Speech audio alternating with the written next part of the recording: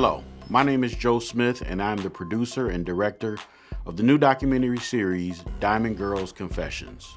Diamond Girls Confessions is a documentary series that takes you inside of the world of the drug dealer, but not from the perspective of the men, from the perspective of the women. I never knew that I would meet so many men with so much money. One guy, he left over $200,000 at my house. If he's doing for me and, catering to me, then hey, that's what's happening. They'll pay my rent, make sure my rent paid, make sure I have furniture, make sure my car note was paid.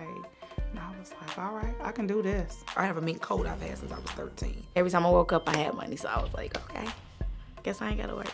When he came around, it was like he was a king. I had Princess Cut platinum chains in middle school. Diamond Girls Confessions also highlight something that you don't really hear a lot about, and that's the female drug dealer. The women who were in the game, in some cases, on a larger scale than a lot of the men. And then I know some females is out there getting it down too, selling drugs too. He encouraged me to sell drugs. I knew how to cut. I knew how to bag. I started selling weight. I'm making $5,000 off of a Kia girl, and I'm making $17,000 off of a Kia boy. He gave me a Kia cocaine and a Docu-Series bag. I had so much money up under my mattress, I didn't know what to do. And I got my money and I re-upped, and I kept the hustle going. My purpose in doing this series is to show the street life and the drug culture for what it really is. On the surface, it all looks very attractive. The money, the cars, the clothes, the trips, the jewelry, the events. It all looks very sexy. But underneath the surface is a lot of death, a lot of destruction, a lot of drama, a lot of stolen lives, and broken dreams. We pulled a gun and put it up to my head. There were two guys behind me that had guns pointed to my head, and there was one in front of me that had a gun pointed to my forehead. I was running and shooting at who was shooting at us. Because at this point, you don't know if he's gonna kill everybody in the house or not. He killed the guy a boy we grew up with. They was selling drugs together. They shot at me about 14 times. They was trying to kill him and another guy who was in the car with us. They some hot boys. You think you're being careful, like I thought I was being careful. And I was in danger. The boys rolled down the street and shot his car up. Police came. So I threw the pistol over in a bush. And he was like, I don't care about that bitch having no gun. I come up, and when I come up, I'm firing. And I know I start having two visions. I start having a vision of my arrest, and I start having a vision of my death. My arrest happened just like my vision. He was facing life, so that's why he was doing so much work for the feds. We was dealing with a guy who didn't know he was dealing with the undercover. The agent was running straight to me, gun pointed. Don't move, don't fucking move. The house got raided, and him and his friends were in jail.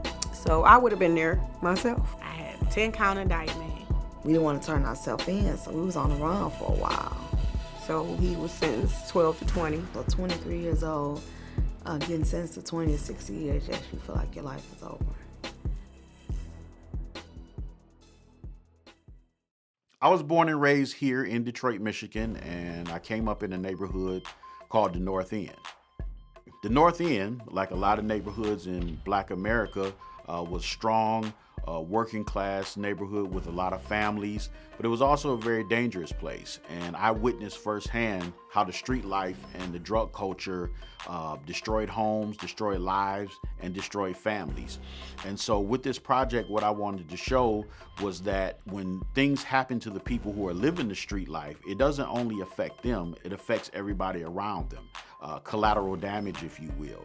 So the person in the street life gets killed, the person in the street life goes to prison. It's not just their lives that are torn up, it's everybody that they love, everybody that loves them.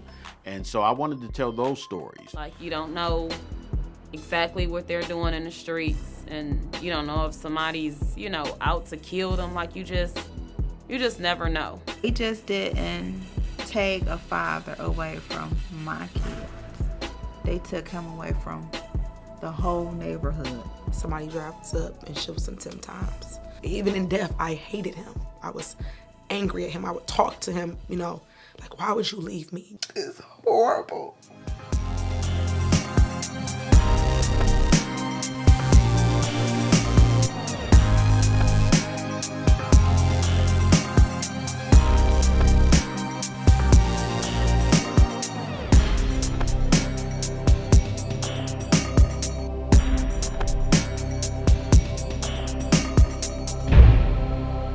So it's no love in the streets, ladies.